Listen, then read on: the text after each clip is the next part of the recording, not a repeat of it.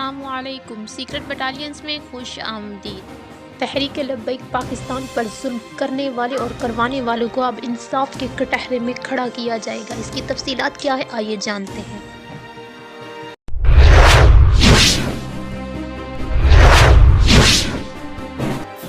جیسا کہ ناظرین آپ جانتے ہیں، تحریک لبیک پاکستان کے پرامن قافلے کو حویلیاں کے مقام پر روکا گیا۔ کے پی کے کی حکومت اور وہاں کے ڈی پی او کے حکم کے مطابق نہتے کارکنان پر گولیاں چلائی گئیں، جس کے نتیجے میں 4 کارکنان شہید اور سینکڑوں زخمی ہوئے۔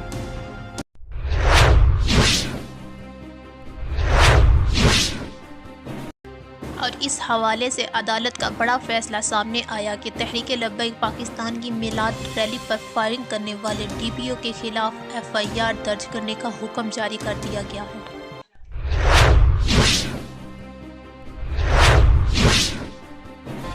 جی ہاں ناظرین، جس کی تصدیق علامہ حافظ سعد حسین رضوی نے اپنی پریس کانفرنس میں کرتے ہوئے کہا کہ اب تمام ظالموں کو انصاف کے کٹہرے میں کھڑا کیا جائے گا اور تحریک لبیک پاکستان کے نہتے کارکنان کے خون کا بدلہ ضرور لیا جائے گا۔